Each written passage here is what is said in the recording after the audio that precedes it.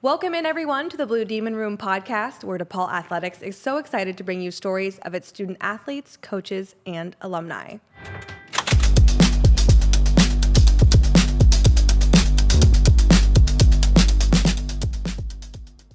I'm your host, Casey Standahar, and I'm thrilled to introduce our next guest, the first of the new year. We have DePaul forward Jorie Allen with us today. Happy New Year. Thanks for having me. I love this. We got the stars, we got the decorations, we got the basketball. Very festive. I love this so much. And I was so excited to do this interview with you because I've learned that you are a self-proclaimed old soul, and I feel like I am too. I went to a 70s themed party last weekend, and I spent 4 hours watching The Sound of Music yesterday. Oh, that's one of my favorites. Yes, it's so good, and it brings people together. But I saw in a recent interview that you discussed your love for Ella Fitzgerald. So I'm curious, where did that come about, and how did that come about? Yeah, I'm a huge jazz fan. I'm not exactly sure why I got so into it, but I was introduced to it by my grandmother and my parents. We always have eras music going on. So it's like, it's 50s jazz, it's 60s Motown, it's 70s rock at my house. And Ella Fitzgerald is my favorite artist. Her voice is just like butter, and I just have her on repeat at my house. Yeah. That's awesome.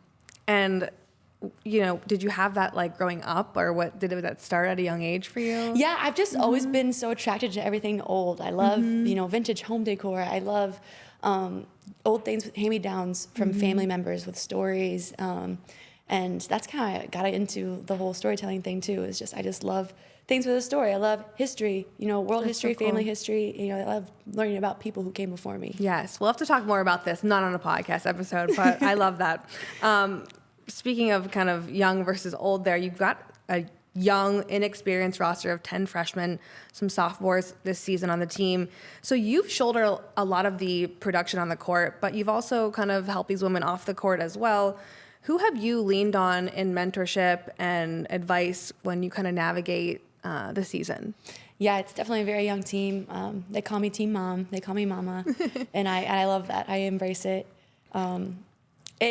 I've had a lot of responsibility this year, but it's been fun for me. It's nothing that's been a burden by any means, and I've always been, since the first grade when we lined up to go to lunchroom, I was first in line. I've always been just kind of like at the forefront of everything, and I've always been very vocal. It just comes naturally, and I've been here for 5 years. I know what the coaches expect. I know what it takes to win, and I love the girls. I tell them it's a privilege to be a sixth year on a team of young girls, because I just see a little bit of myself in all of them, and all the trials and tribulations that goes with college basketball.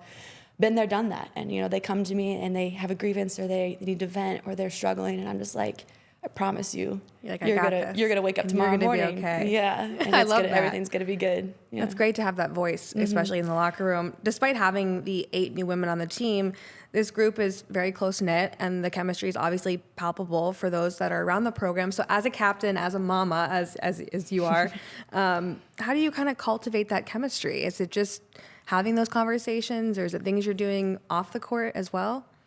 It's just being intentional.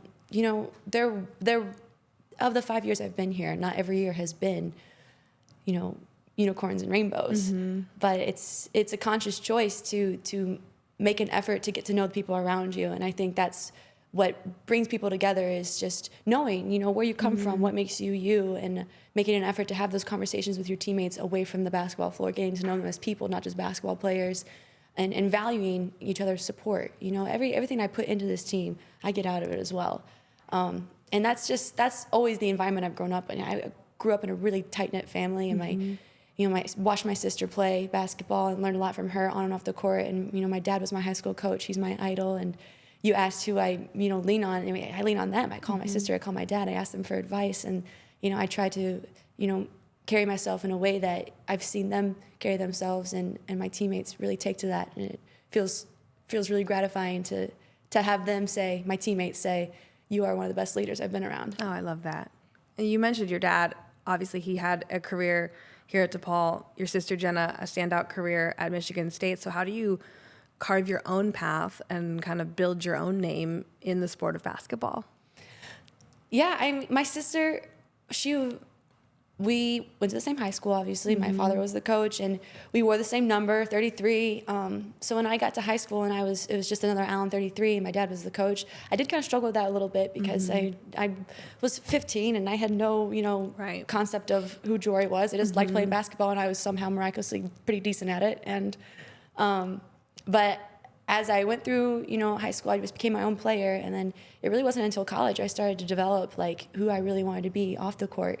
But I'm very similar to my family, and I'm very, very different, and I love that about myself. But I almost went to Michigan State twice. I almost went to Michigan State out of high school. Almost went to Michigan State when I entered the portal, and then my decision to come to DePaul, it was just extra sweet that my dad had been here, and this is actually how my parents met. My dad was friends with Brett Burkholder, his teammate, and then he would go home, and that's when he met Linda Burkholder, who's now Linda Allen.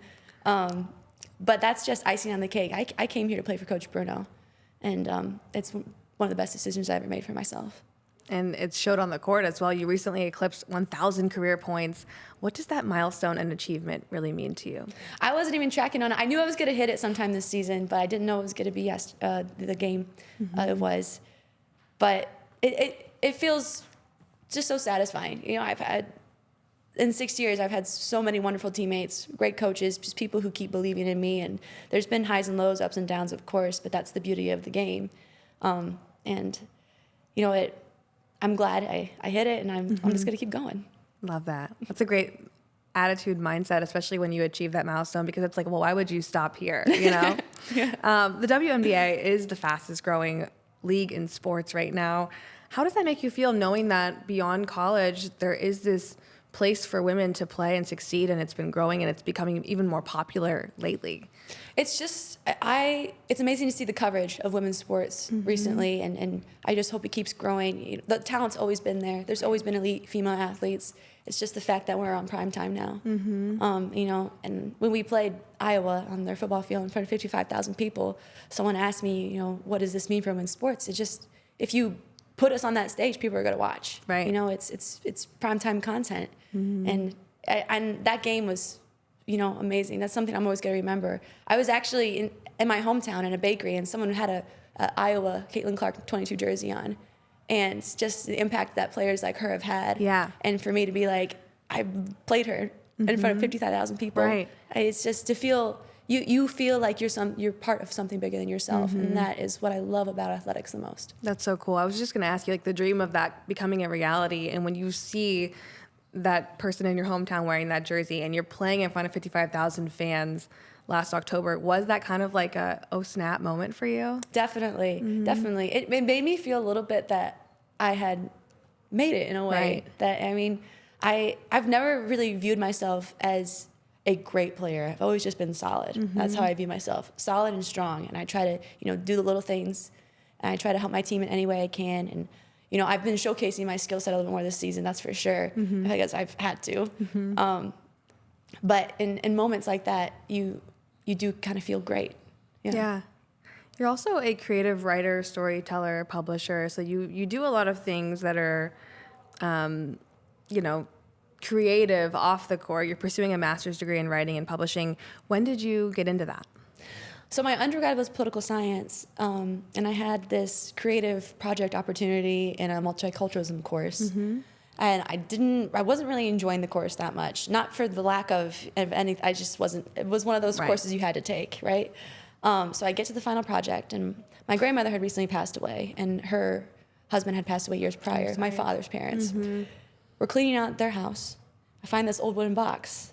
In the box is World War II memorabilia from my grandfather's time in the Marines.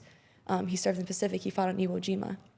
In the box was 5 Japanese postcards written by Japanese soldiers and families back and forth. I don't know why my grandfather had them, why he kept them for so long. He didn't talk about them. But for my final project in that class, I had those postcards translated through the Japanese consulate in Chicago.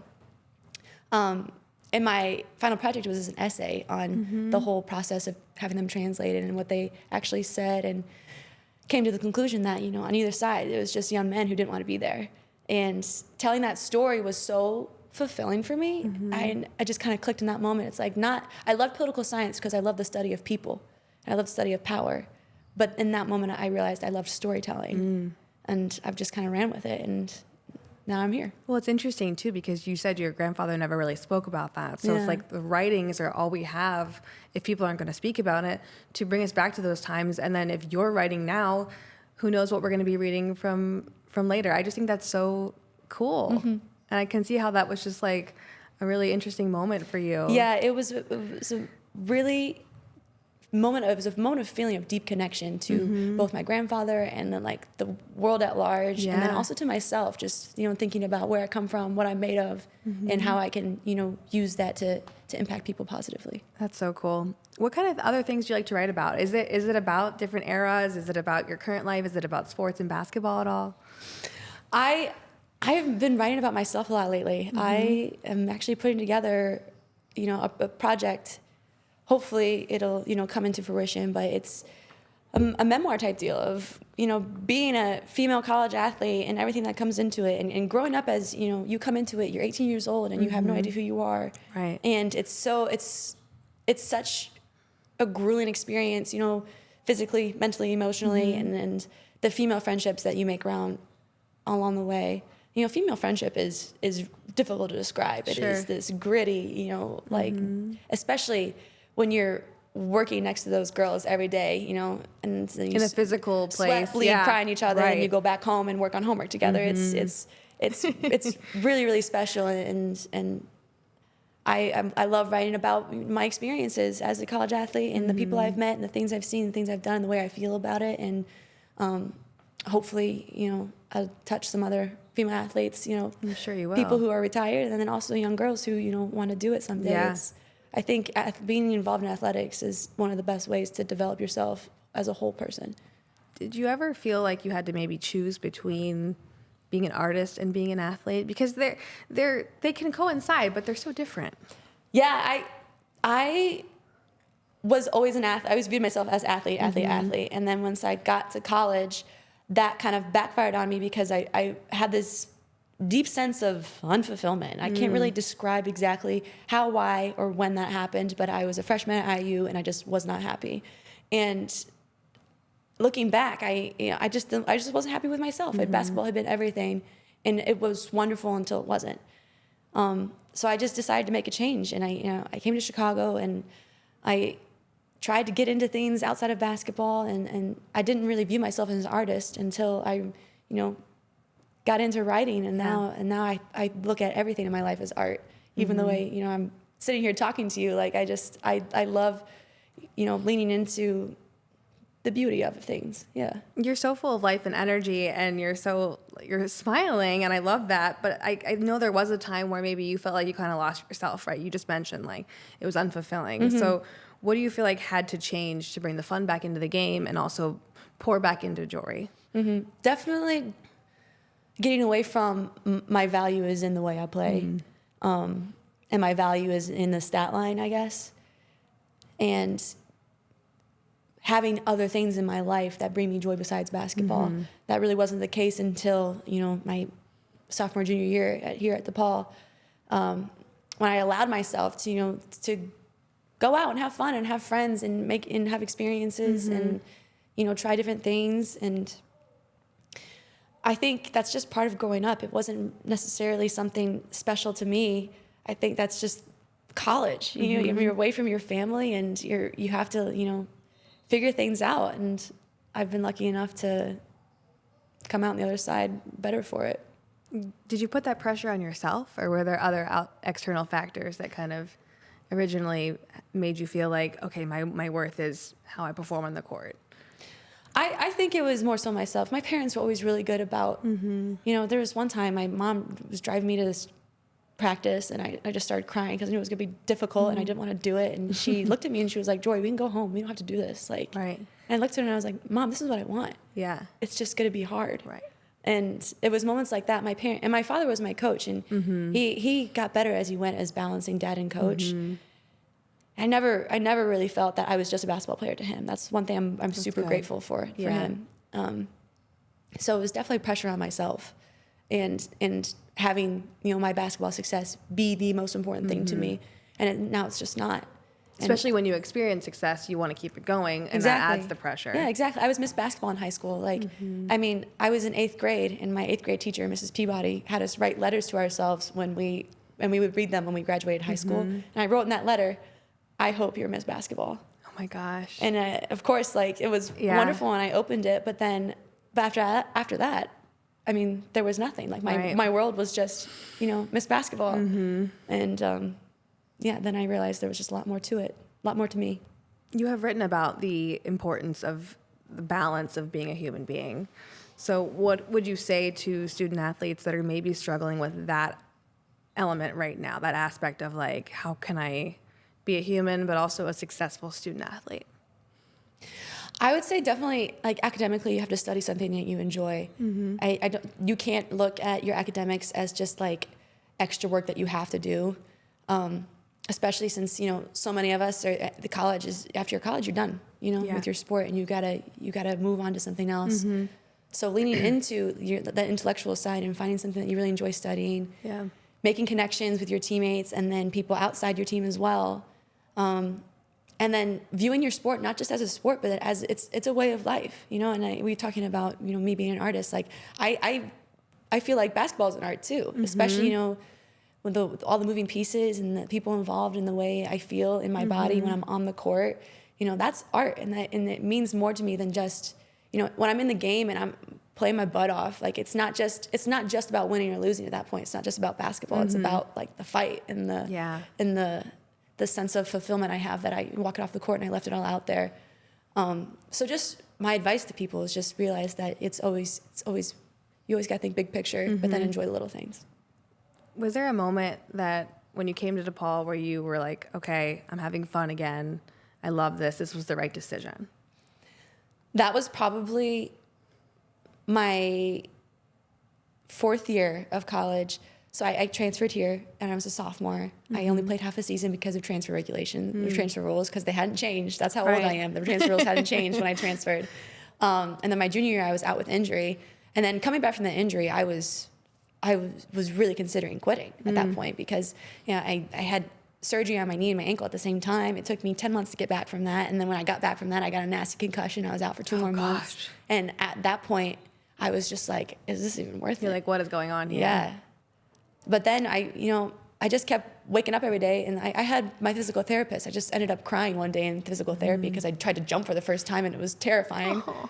And he just told me, Jorie, just keep getting up and doing the bare minimum. And one day you're going to get up and it's not going to feel so hard. Yeah. And gosh, that was so true. You just keep getting up and doing what you have to do.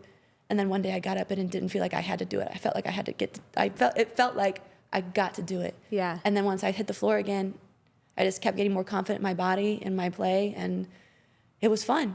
And then last year, even though we struggled as a team, I had fun. And this year, there's been so much joy on this team, even though we've had such a tough schedule. And there's been a lot of learning, and they're so young, my teammates are, but every day I come in and I'm excited just to practice.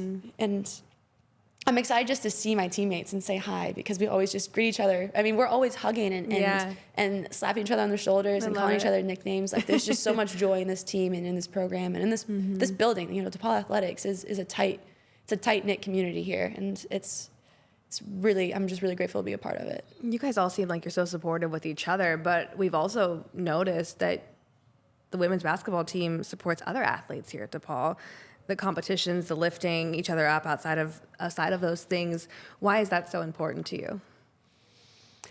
It gives you an opportunity to share your experience with people not only on your team who know your sport, but other athletes who can relate to you through having to come in here every day. Right. We all work out of the same building. We pass each other in the hallway, all us different teams, and you want to share in their experience, and you want to share in their success. Like when some of the track athletes are breaking records, and the volleyball team has a great run in the tournament, and the women's soccer teams in the Big East tournament. Like, it's moments like that where you see these other athletes coming in every day and working, and then you can watch them, reach their goals. It's wonderful just to witness.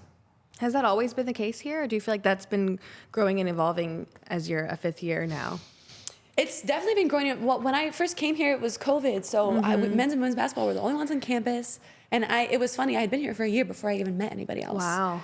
So it was hard kind of coming back from that and getting everyone kind of leaning into the community aspect of DePaul athletics once we got, back from COVID-19. But there was a lot of effort, internally in our administration and our SAC leaders. And I've been a part of that in initiatives to get athletes aware of themselves, of each other, of what we can do together, having, events that bring us together and make us spend time with each other and see that you have support, you have people here who want you to do well.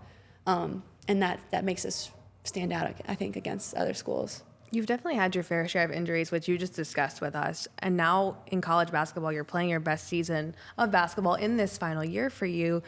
So what's the number one thing you feel like you'll remember most about that journey, right? Because you even said it, it's not necessarily about like the success at the top, it's all of it. And so to go from injury after injury to now be able to play your best season of basketball, what do you remember from that? What will you remember from that? It's my 6th year of college basketball, and I'm the healthiest I've ever been. It's, and that maybe sounds a little ironic because you think wear and tear after 6 years, you should be, feeling pretty much like an old lady, which some days I do feel like an old lady. You're a mom, technically, but not really. I, as you go, you just learn your body and you recover from injury. And when you have to sit out with a surgical injury and you're rehabbing, you're strengthening other parts of your body too. So I feel like I came back from my junior season really strong, and I've leaned into, the prehab, the rehab, all of the athletic training treatment, and my strength and conditioning coach, Nate Johnson, is amazing. I mean, the amount of, mobility and workouts I do with him just to maintain what I have, but just knowing that that's what I have to do. I don't go a day without hitting a yoga flow. It's a lot of time and effort, but everyone's body's different. You just have to learn what works for you. And that goes for training and also nutrition. I've had the privilege of just have the time to figure it out. And now, I'm in my 6th season and it's paying off, and I'm feeling really, really good right now. You're so positive too, like outwardly, just in your personality. How do you feel like that routine kind of bleeds into your overall mindset, not just physically, but your mindset and your positivity that you're projecting out into the world? Oh yeah. I love taking care of myself, and I've didn't always used to be that way, and I think that's also, it coincides with the whole basketball is everything. In high school I pushed through some injuries that I shouldn't have, and I got to college in my freshman year, and my body, and my heart, and my soul are just like worn down, and so I really redshirting my junior year was a blessing in disguise, because I had time I was forced to kind of sit with myself in all aspects and realize what I needed to pour. I needed to pour back into myself, and just appreciating the different parts of me, and then, caring for myself in that way. And now it puts me in a position where I can do that for others. I have more to give for other girls. I have teammates coming to me and they're like, oh, like my calf's sore. I'm like, oh, you got to roll out your post tib. Or they tell me, oh, like I got into it with my family, and I'm having struggles with school. And there's just so much, it's all connected. Yeah. And I feel like I'm able to do more for others because I've learned how to take care of myself.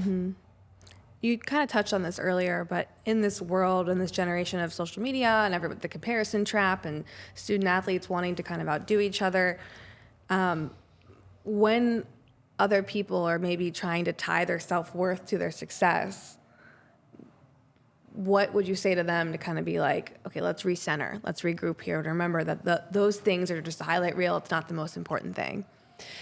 Yeah, I would say, college basketball is just not glamorous at all times. There's moments where it's wonderful, but everyone wants to have a great career, but having a great career is not defined, in my personal opinion. It's not defined by your stat line or your team record. It's how did you make your teammates feel? How are your teammates going to remember you? How are people around the athletic center going to remember you? Yeah.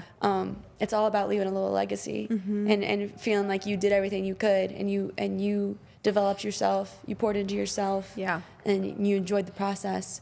I've given that speeches to my teammates because some of them have gotten kind of caught up on, oh my gosh, like it's easy to. this is, this is, almost feeling, just getting down when the success is not just, in flashing lights. And I'm like, that's just not what it's about.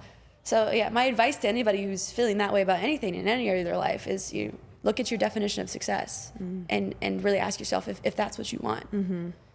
Because in my experience, anytime I haven't felt successful, it's not that I wasn't successful, it's that I was, looking for the wrong things. That's deep. It leaves me a lot to think about when I get out of here today. I love it. After 6 years of college basketball, what might be next for Jorie Allen? That's a wonderful question. Jorie Allen's still figuring that out. That's that girl's problem. Yeah.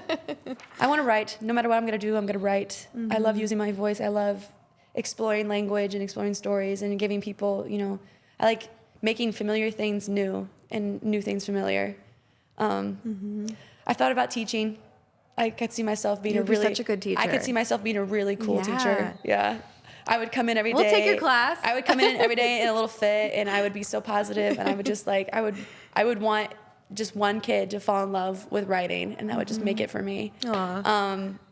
I've thought about coaching as well, just because I love the game and I love communicating and I love people. No matter what I do, I've got to be around people. And I never really thought of myself as a people person until I didn't have people around me that I really linked into. And then I was like, no, I need people. So we'll see. I might, no matter what I'm doing, it's got to be fun. That's for sure. I love that. It's up for grabs. It's exciting. You mentioned kind of the newness. Obviously, this episode, we're celebrating a new year. So I've got some sort of New Year's resolution questions to wrap things up. That's sure. Okay. Okay. We got the hard stuff out of the way as I knock over this microphone. What is your opinion on New Year's resolutions?